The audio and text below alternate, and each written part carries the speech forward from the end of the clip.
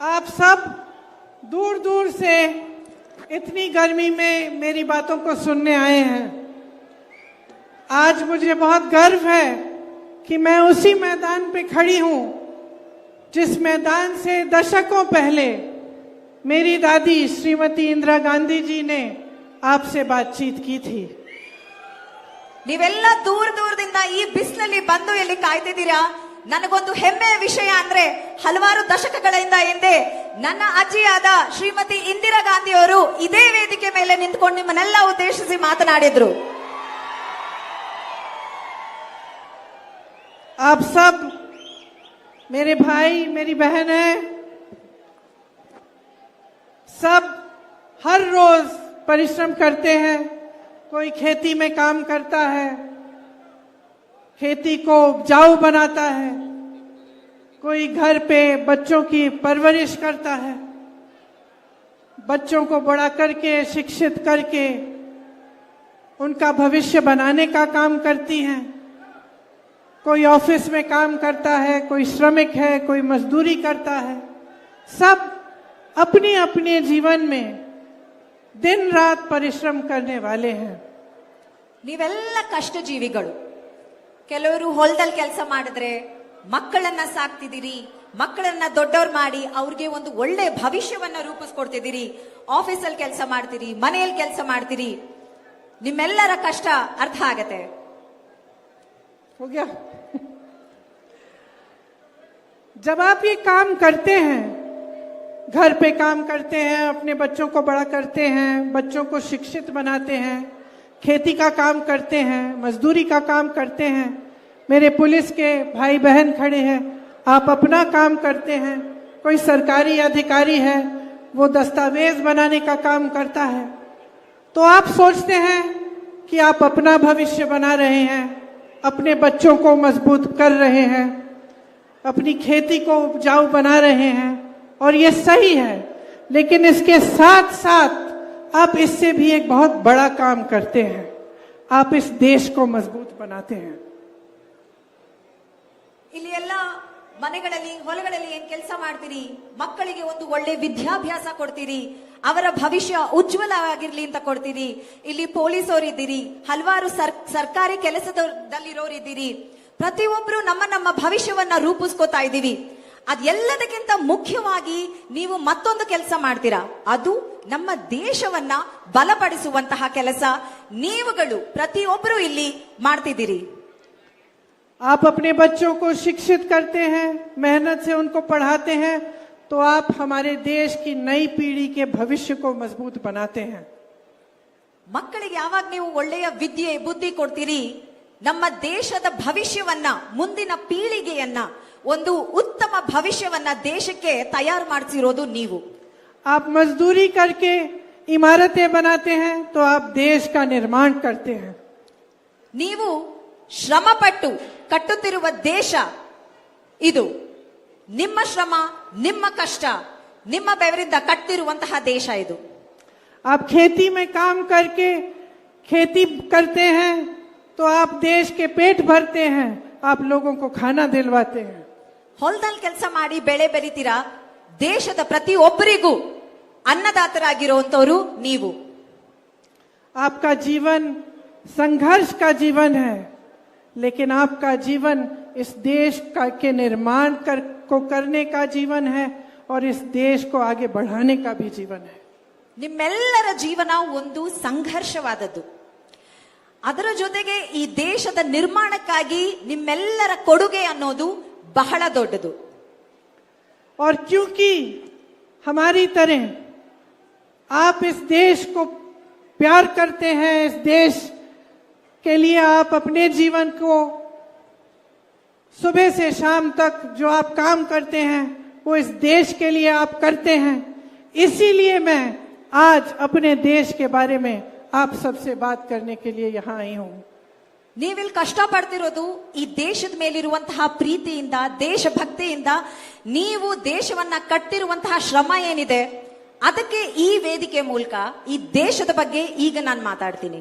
क्योंकि ये देश आपका है, ये देश हमारा है और हमें इस देश की चिंता है। ಈ ದೇಶ ನಿಮ್ದು, ಈ ದೇಶ ನಮ್ಮೆಲ್ಲರದು. ನಮ್ಮೆಲ್ಲರಿಗೂ ದೇಶದ ಬಗ್ಗೆ ಚಿಂತೆ ಇದೆ, ದೇಶದ ಭವಿಷ್ಯದ ಬಗ್ಗೆ ಚಿಂತೆ ಇದೆ. तो हमारे भारत में आज जो हो रहा है उसे गहराई से मैं आपको समझाना चाहती हूं, आपको बताना चाहती हूं कि किस तरह की परिस्थितियां पूरे देश भर में बन रही हैं. ಇವತ್ತು ಈ ದೇಶದಲ್ಲಿ ದೇಶಾದ್ಯಂತಹ ಎಂತಹ ಒಂದು ಪರಿಸ್ಥಿತಿ ಸೃಷ್ಟಿಯಾಗಿದೆ, ನಮ್ಮ ದೇಶದಲ್ಲಿ ಏನೇನ್ ಅನ್ಯಾಯಗಳು ನಡೀತಿದೆ ಅದರ ಬಗ್ಗೆ ನಾನೀಗ ಮಾತಾಡಬೇಕು ಅನ್ಕೊಂಡಿದ್ದೀನಿ. आज देश में दो अलग सच्चाइयां हैं. एक सच्चाई जिसका सामना आप कर रहे हैं, दिन रात मेहनत करने की, महंगाई बढ़ रही है, बेरोजगारी बढ़ रही है, एक ये सच्चाई है. ಈ ದೇಶದಲ್ಲಿ ಇವತ್ತು ಎರಡು ಸತ್ಯಗಳಿದೆ. ಒಂದು ಸತ್ಯ, ಪ್ರತಿನಿತ್ಯ ನೀವೆಲ್ಲರೂ ಏನು ಈ ಬೆಲೆ ಏರಿಕೆಯಿಂದ, ನಿರುದ್ಯೋಗದಿಂದ ಯಾವ ರೀತಿ ನೀವೆಲ್ಲ ಕಷ್ಟಪಡ್ತಿದ್ದೀರಾ, ಅದು ಒಂದನೇ ಸತ್ಯ. और एक दूसरी सच्चाई जो आप टीवी पे देखते हैं, जहां आपको देश के मान सम्मान की बातें दिखाई जाती हैं, जहां आपको हमारे प्रधानमंत्री जी दिखते हैं जो अपनी पूरी शोहरत और शान के साथ आपको कहते हैं कि ये देश तेजी से आगे बढ़ रहा है.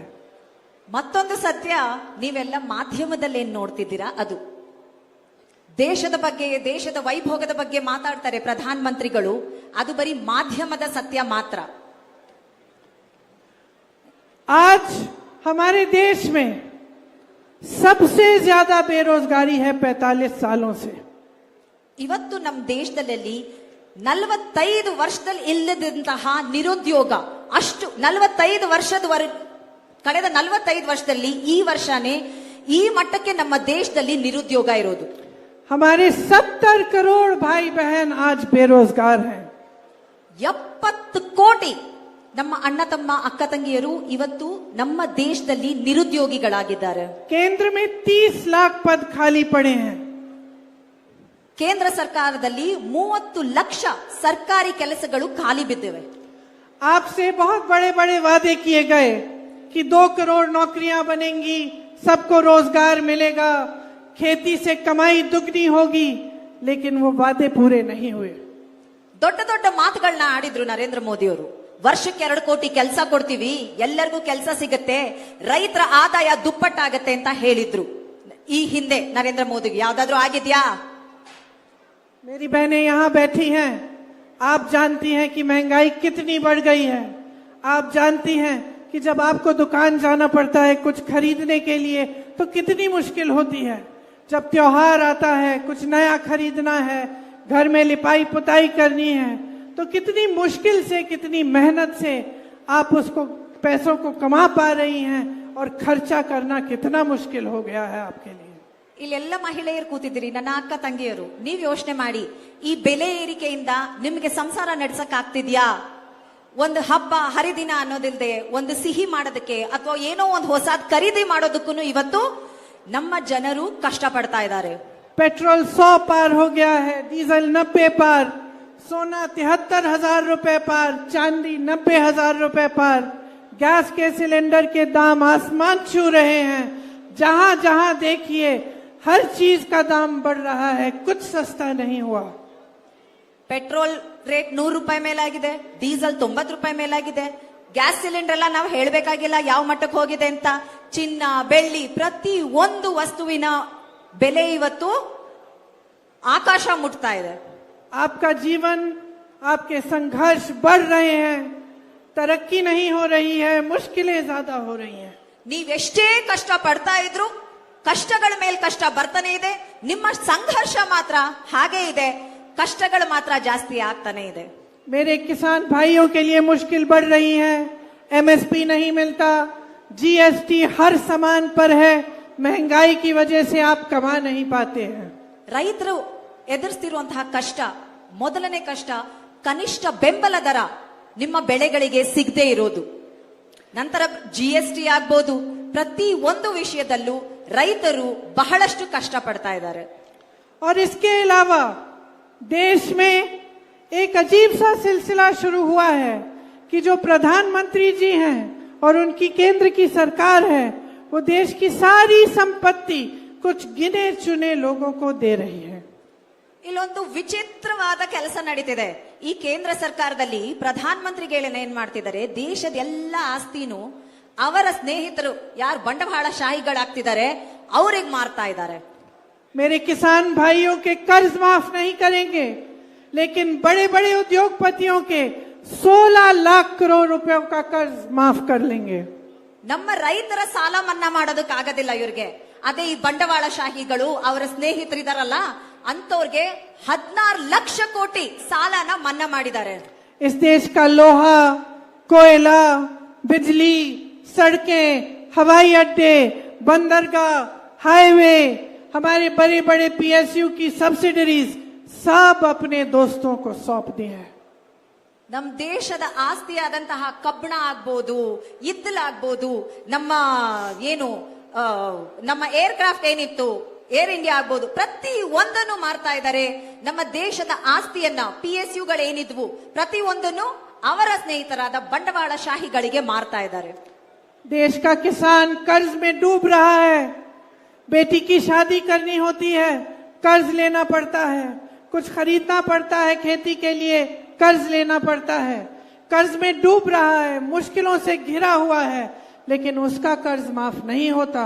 सिर्फ बड़े बड़े उद्योगपतियों के लिए सब कुछ हो रहा है सरकार में. ರೈತರು ಸಾಲದಲ್ಲೇ ಮುಳುಗ್ತಾ ಇದ್ದಾರೆ. ಮಗಳು ಮದ್ವೆ ಮಾಡ್ಬೇಕು ಅಂದ್ರೂ ಸಾಲ ತಗೋಬೇಕು, ಹೊಲದಕ್ಕೆ ಏನೋ ಒಂದು ಬೆಳೆ ಬೆಳಿಬೇಕು ಅಂದ್ರು, ಹೊಲಕ್ಕೆ ಯಾವ್ದೋ ಒಂದು ಟ್ರ್ಯಾಕ್ಟರ್ ತಗೋಬೇಕು, ಏನೋ ಒಂದು ತಗೊಳೋದಕ್ಕೂ ಸಾಲ ಮಾಡಬೇಕು. ಈ ರೀತಿ ನಮ್ಮ ರೈತರು ಸಾಲದಲ್ಲೇ ಮುಳುಗ್ತಿರೋ ಸಮಯದಲ್ಲಿ ಇವತ್ತಿನ ಪ್ರಧಾನಮಂತ್ರಿಗಳು ಏನ್ ಮಾಡ್ತಿದ್ದಾರೆ, ಅವರ ಸ್ನೇಹಿತರು ಬಂಡವಾಳಶಾಹಿಗಳ ಸಾಲ ಮಾತ್ರನೇ ಮನ್ನಾ ಮಾಡ್ತಾ ಇದ್ದಾರೆ.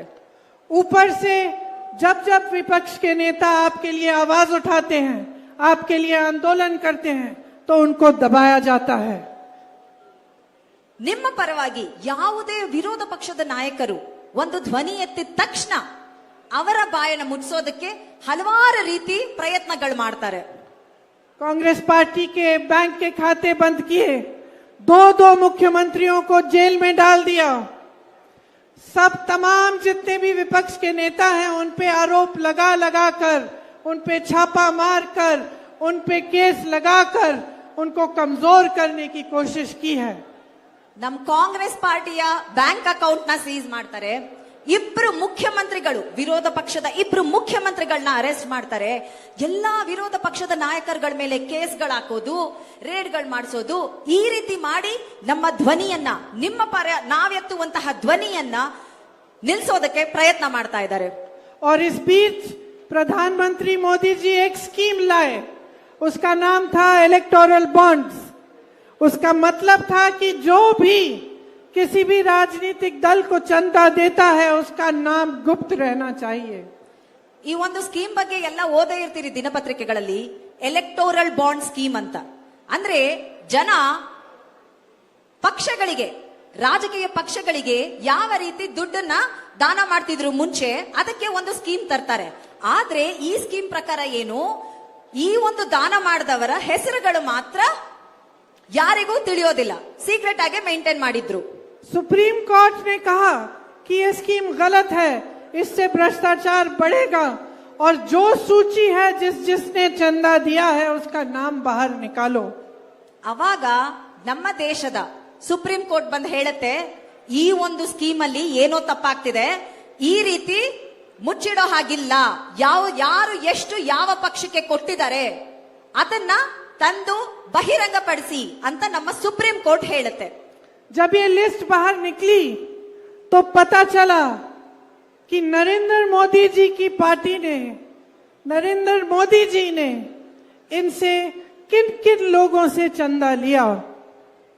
ಆ ಲಿಸ್ಟ್ ಆಚೆ ಬಂದ ಮೇಲೆ ಗೊತ್ತಾಯ್ತು ನರೇಂದ್ರ ಮೋದಿ ಅವರು ಯಾರ್ಯಾರ ಹತ್ರ ಚಂದ ವಸೂಲಿ ಮಾಡ್ಕೊಂಡಿದ್ದಾರೆ ಅಂತ. ಎಂತೆಂತವರು ಈ ಬಿಜೆಪಿ ಪಕ್ಷಕ್ಕೆ ಕೋಟ್ಯಾಂತರ ರೂಪಾಯಿ ಕೊಟ್ಟಿದ್ದಾರೆ ಅನ್ನೋದು ಸುಪ್ರೀಂ ಕೋರ್ಟ್ ಹೇಳಿದ ಮೇಲೆ, ಆ ಲಿಸ್ಟ್ ಬಹಿರಂಗ ಆದ ಮೇಲೆ ಗೊತ್ತಾಯ್ತು. पता चला कि जिन कंपनियों पे छापा मारा था, जिन पे केस डाले थे, उनसे चंदा लिया गया और जब चंदा मिल गया तो केस, वो छापे बंद हो गए.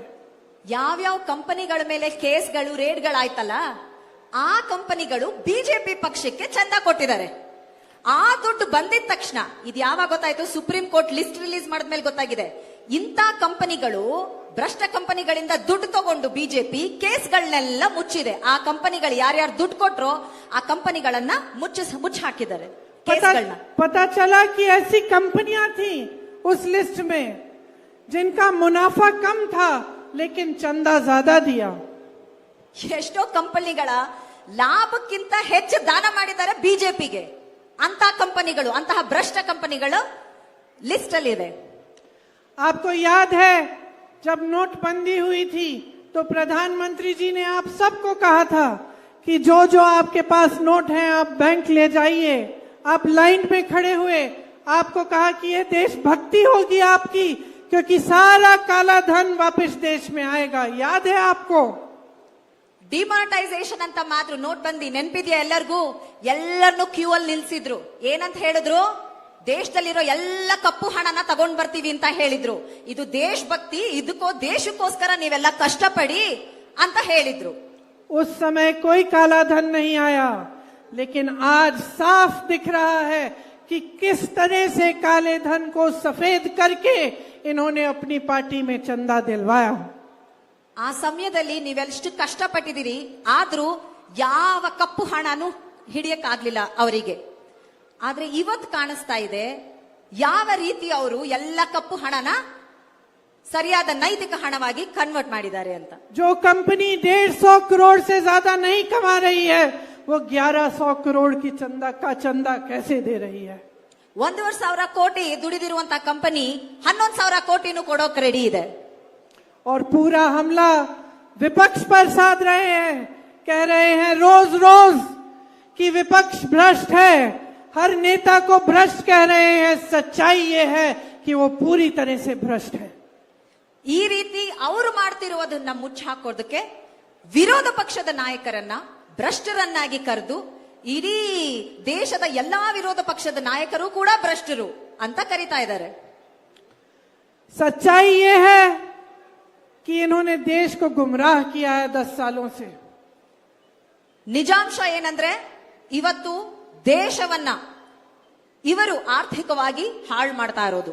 जब जब चुनाव आया तो आपके जज्बातों वाली बात की, जब जब चुनाव आया आपका ध्यान भटकाया, धर्म की बात की, जाति की बात की, कभी इधर की बात की, कभी उधर की बात की, लेकिन आपकी समस्याओं की बात कभी नहीं की.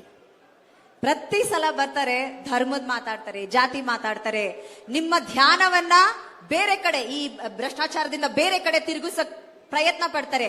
ಆದ್ರೆ ಯಾವತ್ತಾದ್ರೂ ನಿಮ್ಮ ಕಷ್ಟದ ಬಗ್ಗೆ ಮಾತಾಡಿದಾರಾ? आज आप टीवी खोलते हैं, आपको दिखता है कि मोदी जी कह रहे हैं कि 400 पार, कि फिर से उनकी सरकार आएगी, कि उनको 400 सीट दे दीजिए. ಇವಾಗ ಬಂದು ಹೇಳ್ತಾರೆ 400ಕ್ಕೂ ಹೆಚ್ಚು ಸೀಟ್ಗಳನ್ನ ಕೊಡಿ ಬಿಜೆಪಿಗೆ, ಇನ್ನ ಮುಂದೆ ಮೋದಿ ಸರ್ಕಾರ ಇನ್ನ ಒಳ್ಳೆ ಕೆಲಸ ಮಾಡುತ್ತೆ ಅಂತ ಹೇಳ್ತಿದ್ದಾರೆ. इनके नेता तरह तरह की बातें कर रहे हैं. कोई कह रहा है कि जब हमें बहुमत मिलेगी तो हम संविधान को बदल डालेंगे. ಇವರ ರಾಜಕೀಯ ನಾಯಕರು ಎಂತೆಂತ ಮಾತುಗಳಾಡ್ತಿದ್ದಾರೆ ಅಂದ್ರೆ, ಕೆಲವರು ಬಂದು ಹೇಳ್ತಾರೆ ನಮಗ್ 400ಕ್ಕಿಂತ ಜಾಸ್ತಿ ಸೀಟ್ ಬರುತ್ತೆ, ನಮ್ಮ ಸಂವಿಧಾನವನ್ನೇ ನಾವು ಬದಲಾಯಿಸ್ತೀವಿ ಅಂತ ಹೇಳ್ತಿದ್ದಾರೆ. इन चीजों का क्या मतलब है? ಅರ್ಥ ಏನು? ಈ ತರ ಸಂವಿಧಾನನ ಬದಲಾಯಿಸ್ತೀವಿ ಅಂದ್ರೆ ಅರ್ಥ ಏನು? आप इस बात को गहराई से समझिए. आज जितने भी अधिकार आपके पास हैं, जितनी भी मजबूती इस देश के पब्लिक के पास है, वो संविधान ने दी है. ಒಂದು ವಿಷಯ ನಾವೆಲ್ಲ ತಿಳ್ಕೋಬೇಕಾಗಿರೋದಂದ್ರೆ, ಇವತ್ತು ನಮ್ಮ ಕೈಯಲ್ಲಿ ಜನರೇ, ಕರ್ನಾಟಕದ ಜನ, ದೇಶದ ಜನರೇ ಸಾರ್ವಭೌಮರು ಅಂತ ಹೇಳಿರೋದು ನಮ್ಮ ಸಂವಿಧಾನ. ನಮ್ಮ ಕೈಯಲ್ಲಿರುವಂತಹ ಅಧಿಕಾರ ಆಗ್ಬೋದು, ಹಕ್ಕಿರ್ಬೋದು, ಅದು ನಮ್ಮ ಸಂವಿಧಾನ ಕೊಟ್ಟಿರೋದು. और सबसे बड़ी शक्ति जो आपको इस संविधान ने दी है वो आपका वोट है.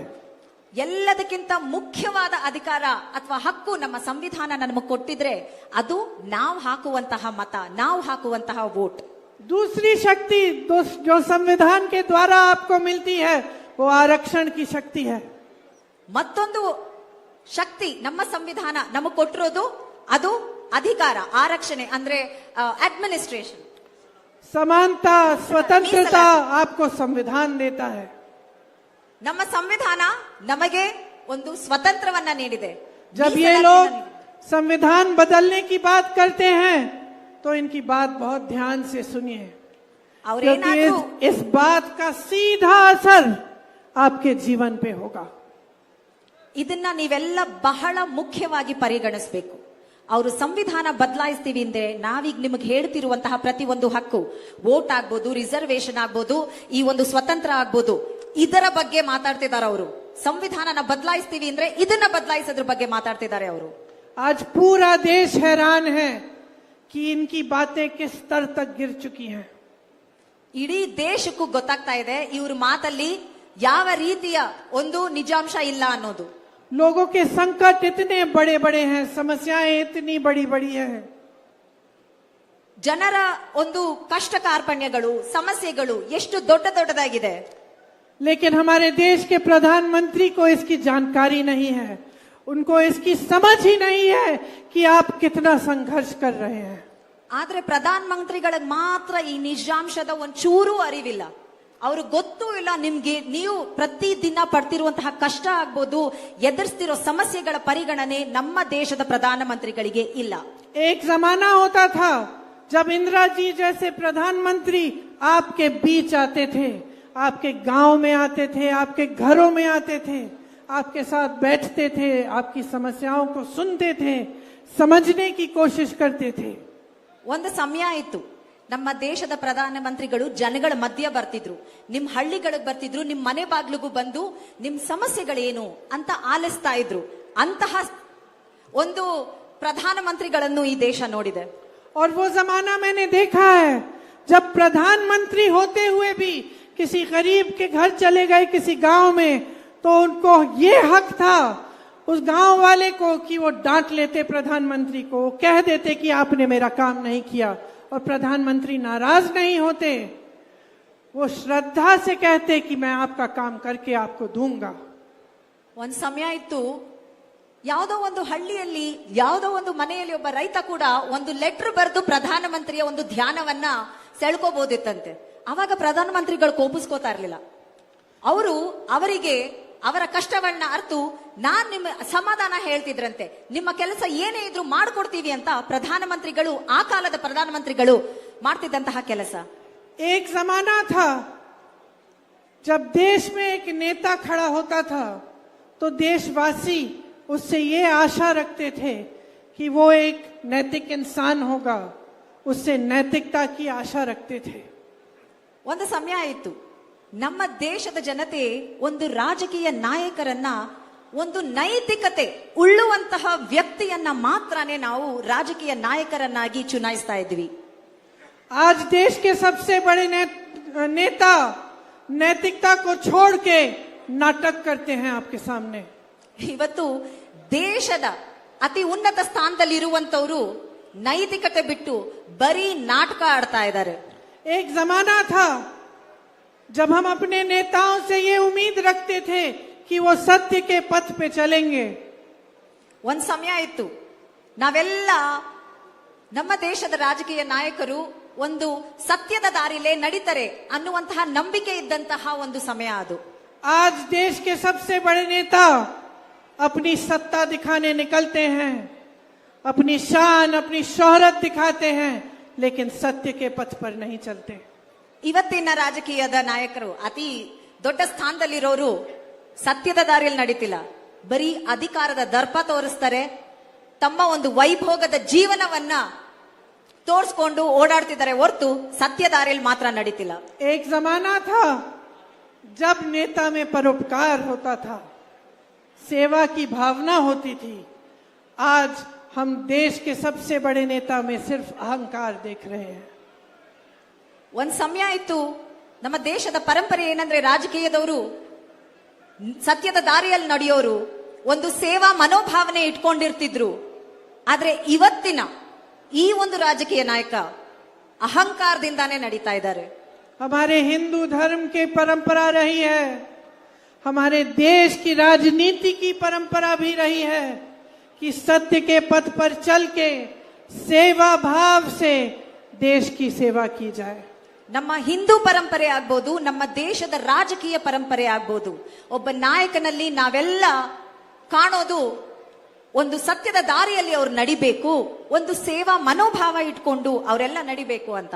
और उसी सेवा भाव से चाहे भगवान राम ने प्रजा के लिए काम किया, प्रजा के को आगे बढ़ाया, उसी सेवा भाव से महात्मा गांधी जी ने आपकी सेवा की. और जितने भी प्रधानमंत्री आए, मैं कह सकती हूँ किसी भी पार्टी के रहे, उनके दिलों में भी देश की जनता के प्रति श्रद्धा होती थी और सेवा भाव होता था. ಶ್ರೀರಾಮನು ಕೂಡ ಇದೇ ಸೇವಾ ಮನೋಭಾವದಿಂದ ಸತ್ಯಧಾರಿಲಿ ನಡೆದವರು. ಹಾಗೆ ಈ ದೇಶದ ಎಲ್ಲಾ ಪ್ರಧಾನಮಂತ್ರಿಗಳು ಇದುವರೆಗೂ ಒಂದು ಸತ್ಯದ ದಾರಿ ಬಿಟ್ಟು, ನೈತಿಕತೆನ ಬಿಟ್ಟು ನಡೆದಿಲ್ಲ. लेकिन आज नरेंद्र मोदी जी की सरकार में, उनके 10 सालों के राज में सिर्फ झूठों का बोलबाला है. ಆದ್ರೆ ಈ ಒಂದು 10 ವರ್ಷದ ಆಡಳಿತ ಏನು ನರೇಂದ್ರ ಮೋದಿ ಅವರ ನೇತೃತ್ವದಲ್ಲಿ ನಡೀತು, ಅದರ ಬರೀ ಸುಳ್ಳಿನ ಒಂದು ಸರಮಾಲೆ ಇರುವಂತಹ ಸರ್ಕಾರ. गलत तरह से सरकारों को गिराते हैं तो पूरी मीडिया कहती है कि मोदी जी का मास्टर स्ट्रोक है. ತಪ್ಪು ದಾರಿಯಲ್ಲಿ ಅಧಿಕಾರವನ್ನ ಕಿತ್ಕೊಳ್ಳೋದು, ಸರ್ಕಾರನ ಬೀಳಿಸೋದು, ಈ ರೀತಿ ಮಾಡ್ತಾರೆ. ಮಾಧ್ಯಮದವರು ಅದನ್ನೇ ನರೇಂದ್ರ ಮೋದಿ ಅವರ ಮಾಸ್ಟರ್ ಸ್ಟ್ರೋಕ್ ಅಂತ ಹೇಳ್ತಾರೆ. किसी की हिम्मत नहीं होती कि वो निंदा करें, कि वो कहें कि लोकतंत्र के सारे असूल तोड़ के इन्होंने सरकार को गिराया है. ಯಾರು ಆ ಧೈರ್ಯ ಮಾಡ್ತಿಲ್ಲ. ಇವರು ಈ ಸರ್ಕಾರವನ್ನ ಬೀಳಿಸಿರೋದು ಅನೈತಿಕತೆಯಿಂದ, ಅಸಾಂವಿಧಾನಿಕವಾಗಿ ಇವರು ಈ ಸರ್ಕಾರನ ಬೀಳಿಸಿರೋದು ಅಂತ ಪ್ರಶ್ನೆ ಮಾಡುವಂತಹ ಒಂದು ಧೈರ್ಯ ಯಾರು ಮಾಡ್ತಾ ಇಲ್ಲ. 100 करोड़ देके विधायकों को खरीदते हैं तो सब कहते हैं कि देखिए ऐसा काम सिर्फ मोदी कर सकते हैं. 100 ಕೋಟಿ ಕೊಟ್ಟು ನಾಯಕರನ್ನ ಖರೀದಿ ಮಾಡ್ಕೋತಾರೆ. ಅವಾಗ ಮಾಧ್ಯಮದವ್ರು ಹೇಳ್ತಾರೆ, ನೋಡಿ ನರೇಂದ್ರ ಮೋದಿ ಅವ್ರು ಮಾತ್ರನೇ ಇಂಥ ದೊಡ್ಡ ಕೆಲಸ ಮಾಡಕ್ಕಾಗೋದು ಅಂತ.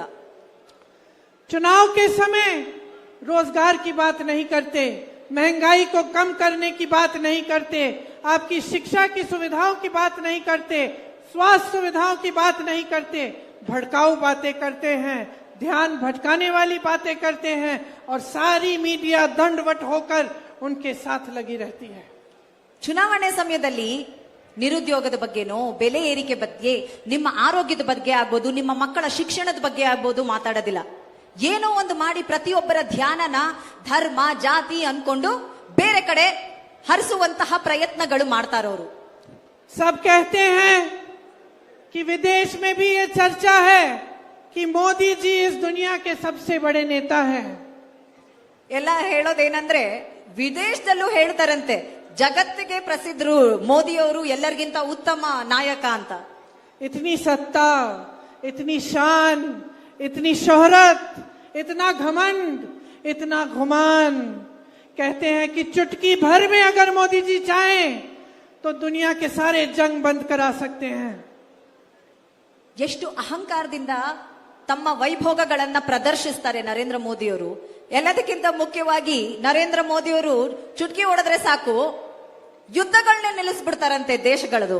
ಹಂಗಂತ ಹೇಳ್ಕೊಂಡು ಮಾಧ್ಯಮಗಳಲ್ಲಾಗ್ಲಿ ಎಲ್ಲ ಕಡೆ ಹೇಳ್ಕೊಂಡು ಬರ್ತಾರೆ. तो मैं आपसे पूछना चाहती हूं कि अगर इतने बड़े नेता हैं, इतनी सत्ता है उनके पास, कोई उनसे सवाल भी नहीं कर सकता, तो 10 सालों में आपके लिए रोजगार बनाने का काम क्यों नहीं किया है? तो 10 सालों में महंगाई इस देश में घटी क्यों नहीं है? तो 10 सालों में नौजवानों के लिए नए नए स्कीम क्यों नहीं लाए? तो 10 सालों में आपके घरों में तरक्की क्यों नहीं आई है? ನಿಮ್ಮ ಈ ಅಧಿಕಾರನ ಬಳಸ್ಕೊಂಡು ಇಷ್ಟ ಬಲಿಷ್ಠ ನಾಯಕರಾಗಿದ್ರೆ ನೀವು ಈ 10 ವರ್ಷದಲ್ಲಿ ನಮ್ಮ ದೇಶದಲ್ಲಿ ಇರುವಂತಹ ಬೆಲೆ ಏರಿಕೆ ಯಾಕೆ ಕಮ್ಮಿ ಆಗಿಲ್ಲ? ನಿರುದ್ಯೋಗ ಯಾಕೆ ಕಮ್ಮಿ ಆಗಿಲ್ಲ? ನಮ್ಮ ರೈತರು ಪ್ರತಿಯೊಬ್ರು ಪಡ್ತಿರುವಂತಹ ಕಷ್ಟ ಯಾಕೆ ಕಮ್ಮಿ ಆಗ್ತಿಲ್ಲ? ನಿಮ್ಮ ಅಧಿಕಾರ ನೀವಿಷ್ಟು ಬಲಿಷ್ಠರು ಅಂತ ಬರೀ ಹೇಳ್ಕೋತಿರಲ್ಲ, ಇದೆಲ್ಲ ಮಾಡೋದಕ್ಕಾಗ್ತಿಲ್ವಾ? आपने 10 सालों में देखा कि इनके 2-3 उद्योगपति मित्र कहां से कहां चले गए, दुनिया के सबसे अमीर इंसान बन गए, क्योंकि मोदी जी ने उनका समर्थन किया, मोदी जी ने सारे देश की संपत्ति उनको सौंप दी। ಇಬ್ರು ಬಂಡವಾಳಶಾಹಿಗಳು ನರೇಂದ್ರ ಮೋದಿ ಅವರ ಸ್ನೇಹಿತರು.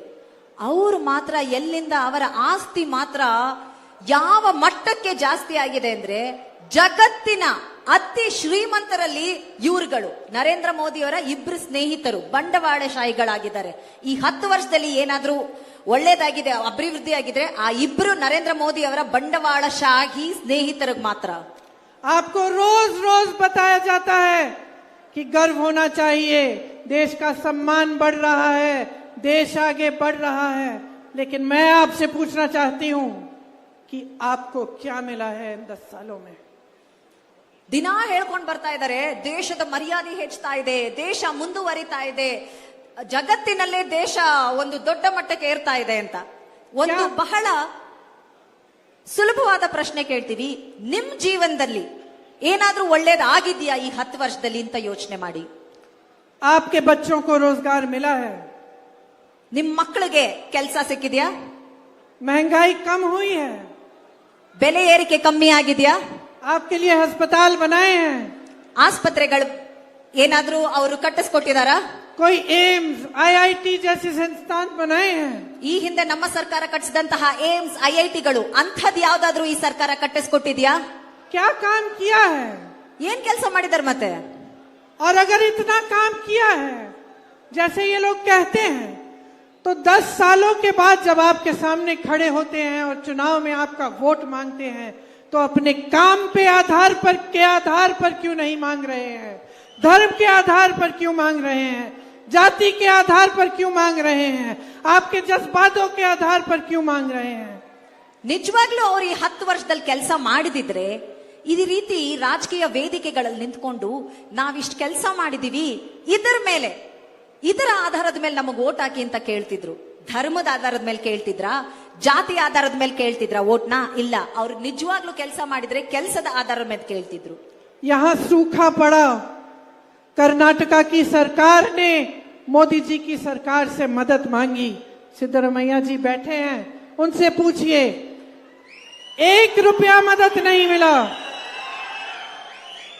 ಇಲ್ಲಿ ನಮ್ಮ ರಾಜ್ಯಕ್ಕೆ ಬರಬೇಕಾಗಿರುವಂತಹ ಅನುದಾನವನ್ನ ನಮ್ಮ ಮುಖ್ಯಮಂತ್ರಿಗಳಾದ ಸಿದ್ದರಾಮಯ್ಯನವರು ಹಲವಾರು ಬಾರಿ ನಮ್ಮ ದೇಶದ ಪ್ರಧಾನಮಂತ್ರಿಗಳಿಗೆ ಲೆಟರ್ ಬರೆದಿದ್ದಾರೆ, ಕೇಳಿದ್ದಾರೆ. 1 ಪೈಸಾ ಇದುವರೆಗೂ ಬಿಡುಗಡೆ ಮಾಡಿಲ್ಲ. रायचूर में कितने लंबे समय से एम्स की मांग है, कोई सुनवाई नहीं हुई, आज तक उसका नाम भी नहीं आया। ರಾಯಚೂರಲ್ಲಿ ಬಹಳಷ್ಟು ವರ್ಷಗಳಿಂದ ಒಂದು ಏಮ್ಸ್ ಕಟ್ಟಿಸ್ಕೊಡ್ಬೇಕು ಅನ್ನುವಂತಹ ಒಂದು ಬೇಡಿಕೆ ಇದೆ. ಇದುವರೆಗೂ ಅದರ ಬಗ್ಗೆ ಒಂದು ಕೂಡ ಉಸಿರೇ ಎತ್ತುತ್ತಾ ಇಲ್ಲ, ಅವರು ಅದ್ರ ಬಗ್ಗೆ ಮಾತಾಡೋದು ಇಲ್ಲ. कलासा बंडूरी नाला परियोजना से आप सबको पानी का पीने का पानी मिलता, वो अब तक मंजूर ही नहीं हुआ है केंद्र से। ನಿಮ್ಮ ಮನೆಗಳಲ್ಲಿ ಕುಡಿಯುವ ನೀರಿಗಾಗಿ ಮಾಡಿದಂತಹ ಯೋಜನೆಯಿಂದ ಯಾರು ಕೂಡ ಫಲಾನುಭವಿಗಳಿಲ್ಲ, ಯೋಜನೆ ಮಾತ್ರ ಇದೆ. अपर भद्रा परियोजना से चित्रदुर्गा, तुमकुरू, दावणगेरे और चिकमंगलुरु को पानी देने की योजना थी, आज तक केंद्र सरकार ने उसके लिए पैसा नहीं दिया। ಅಪ್ಪರ್ ಭದ್ರಾ ಯೋಜನೆಯಿಂದ ಚಿತ್ರದುರ್ಗ, ದಾವಣಗೆರೆ, ತುಮಕೂರಿಗೆ ಕುಡಿಯುವ ನೀರನ್ನ ಯೋಜನೆ ಬರಬೇಕಿತ್ತು, ಅದು ಕೂಡ ಇದುವರೆಗೂ ಆಗಿಲ್ಲ. कर्नाटका की टैक्स में हिस्सेदारी को घटाकर 62,000 करोड़ रुपए का नुकसान कराया है इस प्रदेश का। ಕರ್ನಾಟಕದ ಟ್ಯಾಕ್ಸ್ 12,000 ಕೋಟಿ ಹೋಗ್ತಾ ಇದೆ ಸೆಂಟ್ರಲ್ ಗವರ್ಮೆಂಟ್.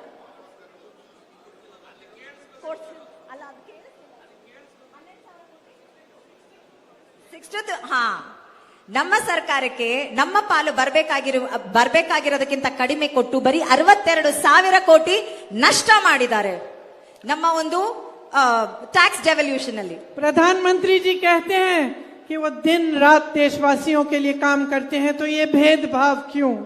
कर्नाटका के साथ ऐसा क्यों?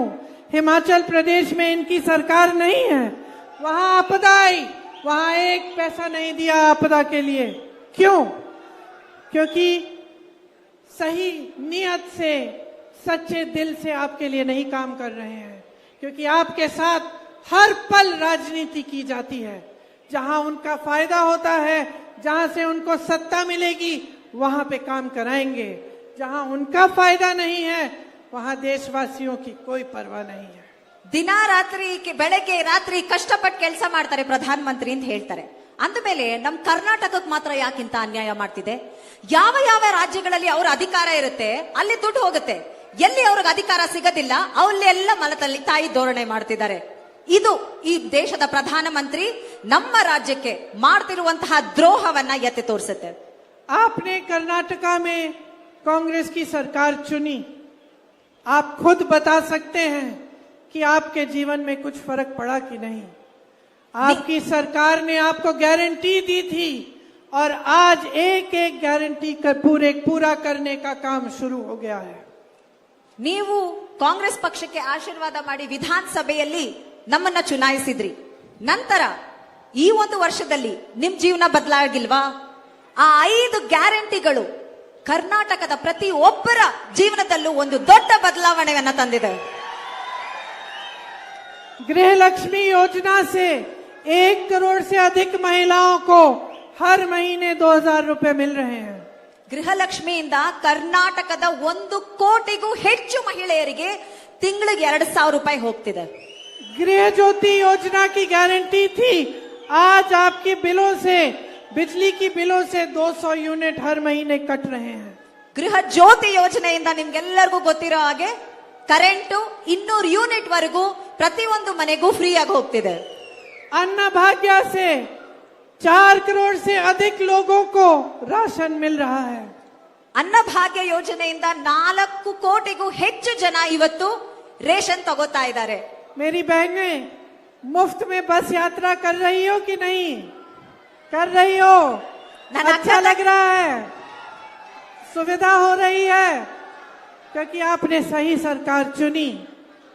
युवा निधि में 1.5 लाख युवाओं को वजीफा और 10 लाख और जल्द ही 10 लाख को भी वजीफा मिलेगा.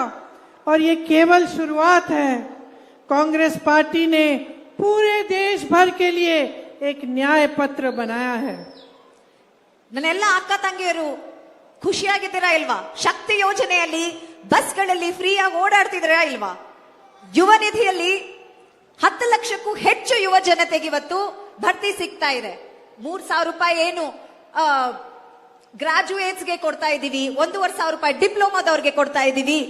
ಪ್ರತಿ ಆ ಒಂದು ಫಲಾನುಭವಿಗಳಿಗೆ ಸಿಗ್ತಾ ಇದೆ. इस देश के हर गरीब परिवार में जो सबसे ज्यादा उम्र की महिला है, उसे 1 लाख रुपए सालाना हमारी सरकार देगी. ಇವತ್ತು ಕೇಂದ್ರ ಸರ್ಕಾರದಲ್ಲಿ ನಮ್ಮ ಒಂದು ಪಕ್ಷ ಆಡಳಿತಕ್ಕೆ ಬಂದ್ರೆ ಬಿಪಿಎಲ್ ಕಾರ್ಡ್ ಇಡುವಂತಹ ಬಡತನ ರೇಖೆಗಿಂತ ಕೆಳಗಿರುವಂತಹ ಕುಟುಂಬಗಳಲ್ಲಿ ಮಹಿಳೆಯರಿಗೆ ಅಂದ್ರೆ ಯಜಮಾನಿಯರಿಗೆ ವರ್ಷಕ್ಕೆ 1 ಲಕ್ಷ ರೂಪಾಯಿಯನ್ನ ಕೊಡಬೇಕು ಅನ್ಕೊಂಡಿದ್ದೀವಿ. केंद्र की नई भर्तियों में आधे पद महिलाओं के लिए आरक्षित होंगे. ಕೇಂದ್ರ ಸರ್ಕಾರದ ಸರ್ಕಾರಿ ಉದ್ಯೋಗಗಳಿದೆಯಲ್ಲ ಅದರಲ್ಲಿ 50% ಅಷ್ಟು ರಿಸರ್ವೇಶನ್ ಹೆಣ್ಮಕ್ಳಿಗೆ ಅಂತ ಇಟ್ಟಿರ್ತೀವಿ. आशा, आंगनवाड़ी और रसोईया महिलाओं के लिए मानदेय में केंद्र का योगदान 2 गुना होगा. ಆಶಾ ಕಾರ್ಯಕರ್ತೆಯರು, ಅಂಗನವಾಡಿ ಟೀಚರ್ಗಳು, ಕಾರ್ಯಕರ್ತೆಯರು ಮತ್ತೆ ಬಿಸಿ ಊಟದ ಕಾರ್ಯಕರ್ತೆಯರು ಎಲ್ಲರಿಗೂ ಅವರ ಒಂದು ವೇತನ ದುಪ್ಪಟ್ಟಾಗತ್ತೆ. 25 लाख तक स्वास्थ्य की सारी सुविधाएं आपके लिए मुफ्त होंगी. ಪ್ರತಿ ಕುಟುಂಬಕ್ಕೂ 25 ಲಕ್ಷದಷ್ಟು ಹೆಲ್ತ್ ಇನ್ಶೂರೆನ್ಸ್ ಅಂದ್ರೆ ಆರೋಗ್ಯ ವಿಮೆ ಸಿಗುತ್ತೆ. 30 लाख सरकारी पद आज खाली हैं. मोदी जी के राज में ये 10 सालों से इतने पद खाली हैं, लेकिन किसी ने भरने का काम नहीं किया. कांग्रेस ये गारंटी दे रही है कि इन पदों को भरा जाएगा, इनमें भर्ती की जाएगी. 10 ವರ್ಷದಿಂದ ನರೇಂದ್ರ ಮೋದಿ ಅವರ ಸರ್ಕಾರದಲ್ಲಿ 30 ಲಕ್ಷ ಸರ್ಕಾರಿ ಹುದ್ದೆಗಳು ಖಾಲಿ ಬಿದ್ದಿವೆ. ನಮ್ಮ ಕಾಂಗ್ರೆಸ್ ಪಕ್ಷದ ಗ್ಯಾರಂಟಿ ಏನಂದ್ರೆ ನಮ್ಮ ಸರ್ಕಾರ ಆಡಳಿತಕ್ಕೆ ಬಂದಾಗ ಈ ಅಷ್ಟು ಉದ್ಯೋಗಗಳನ್ನ ಭರ್ತಿ ಮಾಡ್ತೀವಿ.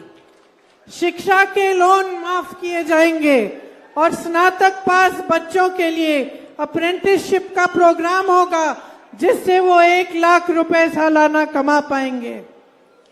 ಎಲ್ಲಾ ಶಿಕ್ಷಣದ ಮೇಲಿರುವಂತಹ ಸಾಲವನ್ನ ಮನ್ನಾ ಮಾಡ್ತೀವಿ. ಜೊತೆಗೆ ಸ್ನಾತಕೋತ್ತರ ಪದವೀಧರರೇನಿದ್ದಾರೆ ಅವರಿಗೆ 1 ವರ್ಷಕ್ಕೆ 1 ಲಕ್ಷ ರೂಪಾಯಿಯಷ್ಟು ಏನು ವೃತ್ತಿ ಧನದ ಒಂದು ಕೆಲಸವನ್ನ ಗ್ಯಾರಂಟಿಯಾಗಿ ಕೊಡ್ತೀವಿ. 5,000 करोड़ का एक स्टार्टअप फंड बनेगा, जिससे जब कोई युवा अपना छोटा कारोबार शुरू करना चाहेगा उसको सुविधा मिलेगी। 5,000 ಕೋಟಿಯಷ್ಟು ಫಂಡ್ಸ್ ನ ಸ್ಟಾರ್ಟ್ಅಪ್ ಫಂಡ್ ಅಂತ ಎತ್ತಿಡ್ತೀವಿ. ಯಾವ ನಮ್ಮ ಯುವ ಜನತೆ ಒಂದು ಹೊಸ ಉದ್ಯಮವನ್ನ ಸೃಷ್ಟಿ ಮಾಡಬೇಕು, ಶುರು ಮಾಡಬೇಕು ಅಂತ ಇರ್ತಾರೆ, ಅವರಿಗೆ ಸಹಾಯ ಧನವಾಗಿ ಈ 5,000 ಕೋಟಿಯಷ್ಟು ಧನವನ್ನ ಅವರಿಗೋಸ್ಕರ ಎತ್ತಿಡ್ತೀವಿ. अग्निवीर जैसे स्कीम जो रोजगार के लिए और नौजवानों के लिए घातक हैं, उनको खत्म किया जाएगा और जैसे पहले सेना में भर्ती होती थी उसी तरह से की जाएगी। ಅಗ್ನಿವೀರ್ ಸ್ಕೀಮ್ ಏನ್ ತಂದಿದ್ರು ನರೇಂದ್ರ ಮೋದಿ ಅವರು, ದೇಶದಾದ್ಯಂತ ಅದರ ವಿರುದ್ಧ ಏನು ನಮ್ಮ ಯುವ ಜನತೆ ಹೋರಾಡಿದ್ರು ಅದನ್ನ ನಿಲ್ಲಿಸ್ತೀವಿ. ಈ ಹಿಂದೆ ಭಾರತೀಯ ಸೇನೆಯಲ್ಲಿ ಯಾವ ರೀತಿ ನೇಮಕಾತಿ ಆಗ್ತಿತ್ತೋ ಅದೇ ರೀತಿ ನೇಮಕಾತಿ ಮಾಡ್ತೀವಿ. देश भर में मेरे श्रमिक भाई बहनों का बहुत शोषण होता है। कांग्रेस पार्टी ये गारंटी दे रही है कि उनके स्वास्थ्य के अधिकार को कानून बनाएंगे, उसका कानूनी गारंटी होगा और जांच से इलाज तक वो इसका फायदा उठा पाएंगे। ದೇಶದ ಶ್ರಮಿಕರ ಮೇಲೆ ಹಲವಾರು ದೌರ್ಜನ್ಯಗಳು ನಡೆಯುತ್ತೆ. ಅವರ ಸ್ವಾಸ್ಥ್ಯದ ಬಗ್ಗೆ, ಅವರ ಆರೋಗ್ಯದ ಬಗ್ಗೆ ನಮಗೆ ಕಾಳಜಿ ಇದೆ. ಅದನ್ನ ಅವರ ಆರೋಗ್ಯದ ತಪಾಸಣೆಯಿಂದ ಆರೋಗ್ಯ ಸರಿ ಹೋಗೋವರೆಗೂ ಏನೇ ಕಾಯಿಲೆ ಇದ್ರು ಅದರ ಒಂದು ಜವಾಬ್ದಾರಿಯನ್ನ ಅವರ ಹಕ್ಕು ಅಂತ ನಮ್ಮ ಸರ್ಕಾರ ನೀಡುತ್ತೆ. पूरे राष्ट्र में 400 रुपए की न्यूनतम मजदूरी तय होगी और शहरों में जिस तरह से गांव में मनरेगा से 100 दिन के रोजगार की गारंटी मिलती थी, उसी तरह से शहरों में भी रोजगार की गारंटी सरकार देगी। ಈ ಒಂದು ಮನ್ರೇಗಾ ಯೋಜನೆ ಏನು ಹಳ್ಳಿಗಾಡಿನಲ್ಲಿ ಗ್ರಾಮೀಣ ಪ್ರದೇಶದಲ್ಲಿತ್ತು ಅದನ್ನ ಸಿಟಿಯಲ್ಲೂ ಮಾಡ್ತೀವಿ. 400 ರೂಪಾಯಿ ದಿನಕ್ಕೆ, ಇಷ್ಟ ದಿನ ಏನು 250 ರೂಪಾಯಿ ವೇತನ ಇತ್ತು ಅದನ್ನ 400 ರೂಪಾಯಿಗೆ ಹೆಚ್ಚಳ ಮಾಡ್ತೀವಿ. ओला, उबर, जोमैटो डिलीवरी वाले जो वर्कर्स हैं उनको सामाजिक सुरक्षा दी जाएगी। ಓಲಾ, ಊಬರ್ ಈ ರೀತಿ ಏನು ನಮ್ಮ ಯುವ ಜನತೆ ಕೆಲಸ ಮಾಡ್ತಿದ್ದಾರೆ ಈ ಕಂಪನಿಗಳಲ್ಲಿ, ಅವರಿಗೆ ಏನು ಒಂದು ಸಾಮಾಜಿಕ ಭದ್ರತೆ ಇಲ್ಲ, ಅಂಥವರಿಗೂ ಕೂಡ ಒಂದು ನೀತಿಯನ್ನ ಸೃಷ್ಟಿಸಿ ಸಾಮಾಜಿಕ ಭದ್ರತೆಯನ್ನ ಕೊಡ್ತೀವಿ. SC, ST और OBC के लिए जैसे मेरे भाई हर जगह कहते हैं, पूरी गिनती की जाएगी पूरे देश में कि कौन किस जाति की कितनी कितनी आबादी है, सिर्फ आपकी नहीं लेकिन सबकी, और कौन कितना कमा रहा है, और उसके तहत फिर नई नीतियां बनाई जाएंगी. आरक्षण की सीमा 50% से बढ़ाया जाएगा और SC, ST का सब प्लान लागू किया जाएगा. SC, ST के लिए विशेष बजट जारी किया जाएगा और काडू गोला समाज को ST का दर्जा दिया जाएगा. ಜಾತಿ ಗಣತಿಯನ್ನ ಇಡೀ ದೇಶದಲ್ಲಿ ನಡೆಸ್ತೀವಿ. ಹಿಂದುಳಿದ ವರ್ಗಗಳು, ಪರಿಶಿಷ್ಟ ಪಂಗಡ, ಪರಿಶಿಷ್ಟ ಜಾತಿಯವರು, ಪ್ರತಿಯೊಂದು ಸಮುದಾಯದರು ಎಷ್ಟು ಜನ ಇದ್ದಾರೆ, ಸಾಮಾಜಿಕವಾಗಿ, ಶೈಕ್ಷಣಿಕವಾಗಿ, ಆರ್ಥಿಕವಾಗಿ ಯಾವ ಸಮುದಾಯ ಎಷ್ಟು ಮುಂದುವರೆದಿದೆ ಅನ್ನುವಂತಹ ಒಂದು ಗಣತಿ ನಡೆಸಿ ನಮ್ಮ ನೀತಿಗಳು ಈ ಒಂದು ಗಣತಿಯ ರಿಪೋರ್ಟ್ ಪ್ರಕಾರನೇ ಮಾಡಿ ಎಲ್ಲರ ಒಂದು ಸಾಮಾಜಿಕ ನ್ಯಾಯವನ್ನ ಸ್ಥಾಪಿಸೋದಕ್ಕೆ ಅಂತ ಮಾಡ್ತೀವಿ. SC, ST ಸಬ್ ಪ್ಲಾನ್, SC, ST ಅವ್ರಿಗೋಸ್ಕರನೇ ಒಂದು ಸೆಪರೇಟ್ ಬಜೆಟ್ ಮಾಡ್ತೀವಿ. ಎಲ್ಲದಕ್ಕಿಂತ ಮುಖ್ಯವಾಗಿ ಒಂದು ಸಂವಿಧಾನದ ತಿದ್ದುಪಡಿ ಮಾಡಿ 50% ಗಿಂತ ಹೆಚ್ಚು ರಿಸರ್ವೇಶನ್ ನ ಚೇಂಜ್ ಮಾಡ್ತೀವಿ. मेरे किसान भाई बहनों के लिए MSP का कानून बनेगा और खेती के सारे सामान GST से मुक्त होंगे. ನಮ್ಮ ರೈತರಿಗೋಸ್ಕರ ಕನಿಷ್ಠ ಬೆಂಬಲ ದರವನ್ನ ಪ್ರತಿಯೊಂದು ಬೆಳೆಗೂ ನಾವು ಅವರ ಹಕ್ಕು ಅಂತ ಕೊಡ್ತೀವಿ. ಎಲ್ಲದಕ್ಕಿಂತ ಮುಖ್ಯವಾಗಿ ಕೃಷಿಯನ್ನ GST ಇಲ್ಲದಿರೋ ಹಾಗೆ, ಕೃಷಿ ಕ್ಷೇತ್ರದಲ್ಲಿ GST ಇಲ್ಲದಿರೋ ಹಾಗೆ ಮಾಡ್ತೀವಿ. खेती के लिए नई आयात निर्यात नीति बनेगी, भूमिहीनों को जमीन दी जाएगी, न्यूनतम मजदूरी 400 रुपए की खेती में भी होगी और एक स्थायी कृषि ऋण माफी आयोग बनेगा, जिससे जब जब आपको ऋण माफ कराना होगा आप करा पाएंगे। फसल का नुकसान उसका जो भुगतान है आज आपको नहीं मिलता, आपको 30 दिन के अंदर अंदर जब आपके फसल का नुकसान होगा तो 30 दिन के अंदर अंदर पूरा भुगतान किया जाएगा। ಕೃಷಿಗಾಗಿ ಹೊಸ ನೀತಿ ಮಾಡ್ತೀವಿ. ಇದರಲ್ಲಿ ಭೂಮಿ ಇಲ್ದಿರೋರಿಗೆ ಭೂಮಿ ಹಂಚಿಕೆ ಆಗ್ಬೋದು, ಸಾಲ ಮನ್ನಾ ಮಾಡೋದಕ್ಕೆ ಅಂತ ಒಂದು ಸಮಿತಿಯನ್ನ ರಚನೆ ಮಾಡೋದಾಗ್ಬೋದು. ಎಲ್ಲದಕ್ಕಿಂತ ಮುಖ್ಯವಾಗಿ ಕೃಷಿ ನಮ್ಮ ಬೆಳೆಯ ಹಾನಿ ಆದಾಗ ಅದಕ್ಕೆ ಸಿಗಬೇಕಾಗಿರುವಂತಹ ವಿಮೆಯನ್ನ 30 ದಿವಸದ ಒಳಗೆ ರೈತರ ಬ್ಯಾಂಕ್ ಅಕೌಂಟಿಗೆ ಡೈರೆಕ್ಟ್ ಆಗಿ ಹೋಗೋ ಹಾಗೆ ಮಾಡ್ತೀವಿ. देखिए, आज जो देश में हो रहा है वो सही नहीं है। सही इसलिए नहीं है क्योंकि देश की जो आबादी है, ज्यादातर जो देश का गरीब है, किसान है, मजदूर है, अधिकारी है, देश के मिडिल क्लास है, जो दिन रात काम करके अपने आप को आगे बढ़ाने की कोशिश कर रहे हैं, उन्हें नकारा जा रहा है और कुछ गिने चुने लोगों को खूब आगे बढ़ाया जा रहा है। पूरे देश की संपत्ति दी जा रही है। आपके लिए काम होना चाहिए, यही राजनीति का असूल होना चाहिए। और जिस तरह के नेता आजकल आपके सामने इधर उधर की बातें करके आपके वोट ले रहे हैं, ये बहुत गलत हो रहा है आपके साथ। ಈ ಹಿಂದೆ ಒಂದು ವಿಷಯ ಹೇಳದ್ ಮತ್ತೆ, ಕಾಡುಗೊಲ್ಲ ಸಮುದಾಯವನ್ನು ಎಸ್ಟಿಗೆ ಸೇರಿಸ್ತೀವಿ ಅಂತ ನಮ್ಮ ಮೇಡಮ್ ಪ್ರಿಯಾಂಕಾ ಗಾಂಧಿ ಅವರು ಹೇಳಿದ್ದಾರೆ. ನಮ್ಮ ದೇಶದಲ್ಲಿರುವಂತಹ ಕ್ಷಮಿಕರು, ರೈತರು, ಮಹಿಳೆಯರು, ಪ್ರತಿ ಒಂದು ಹಿಂದುಳಿದ ಸಮುದಾಯ ಆಗ್ಬಹುದು, ಒಂದು ಕಷ್ಟಪಡ್ತಿರುವಂತಹ ಸಮುದಾಯ ಆಗ್ಬಹುದು, ನಿಮ್ಮ ವೋಟ್ನ ಮಾತ್ರನೇ ಈ ಹಿಂದಿನ ಸರ್ಕಾರ ಕೇಳುತ್ತೆ. ಆದ್ರೆ ನಾವು ನಿಮ್ಮ ಧ್ವನಿಯಾಗಿರ್ತೀವಿ, ನಿಮ್ಮ ಉದ್ಧಾರಕ್ಕೋಸ್ಕರ, ನಿಮ್ಮ ಅಭಿವೃದ್ಧಿಗೋಸ್ಕರ ನಾವು ಮಾಡ್ತೀವಿ ನಮ್ಮ ನೀತಿಗಳನ್ನ. इस देश के संविधान को बचाना है, इस देश के लोकतंत्र को बचाना है, इस देश के किसान, मजदूर, आम आदमी को बचाना है और आगे बढ़ाना है, तो आपको बहुत सोच समझकर इस चुनाव में अपना वोट देना पड़ेगा। किसी की बातों में मत पड़ो, इधर उधर भटको मत, अपना पूरा ध्यान अपनी समस्याओं पर और अपने जीवन पर रखो। इस चुनाव में आपका वोट आप ही के पक्ष में जाना चाहिए, आपके भविष्य को मजबूत बनाने के पक्ष में, आपके देश को मजबूत बनाने के पक्ष में और आपके बच्चों को अपने पैरों पे खड़े होने के पक्ष में जाना चाहिए। ನಮ್ಮ ಸಂವಿಧಾನದ ಸಂರಕ್ಷಣೆ ಆಗೋದಾಗ್ಬೋದು, ನಮ್ಮ ಪ್ರಜಾಪ್ರಭುತ್ವದ ಸಂರಕ್ಷಣೆ ಆಗ್ಬೋದು, ನಮ್ಮ ರೈತರು, ನಮ್ಮ ಹಿಂದುಳಿದ ವರ್ಗಗಳು ಪ್ರತಿಯೊಬ್ಬರದ ಸಂರಕ್ಷಣೆ ಆಗ್ಬೋದು. ಅದು ಆಗೋದೇ ನಿಮ್ಮ ಒಂದು ವೋಟಿಂದ. ಯಾರು ಏನೇ ಆದ್ರೂ ನಿಮ್ಮ ಧ್ಯಾನ ಆ ಕಡೆ ಈ ಕಡೆ ಹೋಗ್ಬಾರ್ದು. ನೀವು ವೋಟ್ ಮಾಡಕ್ ಮುಂಚೆ ನಿಮ್ಮ ಜೀವನದ ಬಗ್ಗೆ ಯೋಚನೆ ಮಾಡಿ. ನಿಮ್ಮ ಜೀವನಕ್ಕೆ, ನಿಮ್ಮ ಮಕ್ಕಳಿಗೆ, ಅವರ ಭವಿಷ್ಯಕ್ಕೆ ಯಾರು ಒಂದು ಒಳ್ಳೆಯ ನೀತಿಗಳನ್ನ ಮಾಡ್ತಾರೆ ಅದರ ಬಗ್ಗೆ ಯೋಚನೆ ಮಾಡ್ಕೊಂಡು ನೀವು ವೋಟ್ ಹಾಕಿ. मेरी आशा है कि जिस तरह से आपने मेरी बातों को आज सुना है, जब आप वोट डालने जाएंगे तो मेरी बातों पर आप ध्यान देंगे, उनको याद करेंगे और अपने विवेक से अपनी ही मजबूती के लिए, अपने देश को, लोकतंत्र को मजबूत बनाने के लिए आप कांग्रेस पार्टी को वोट देंगे और कांग्रेस के उम्मीदवार को जिताएंगे। आप सबको बहुत बहुत धन्यवाद। जय कर्नाटका, जय हिंद। ಇಷ್ಟ ಸಮಾಧಾನವಾಗಿ ನೀವೆಲ್ಲ ನನ್ನ ಮಾತು ಕೇಳಿದಿರಿ. ಇದನ್ನೇ ವೋಟ್ ಮಾಡೋದಕ್ಕೆ ಮುಂಚೆ ಯೋಚನೆ ಮಾಡಿ, ನಿಮ್ಮ ಜೀವನದ ಬಗ್ಗೆ ಯೋಚನೆ ಮಾಡಿ, ನಿಮ್ಮ ಸಮಸ್ಯೆಗಳಿಗೆ ಯಾರು ಒಂದು ಸೊಲ್ಯೂಷನ್ ಕೊಡ್ತಾರೋ ಅವ್ರಿಗೆ ಮಾತ್ರನೇ ವೋಟ್ ಮಾಡಿ. ಜೈ ಹಿಂದ್, ಜೈ ಕಾಂಗ್ರೆಸ್.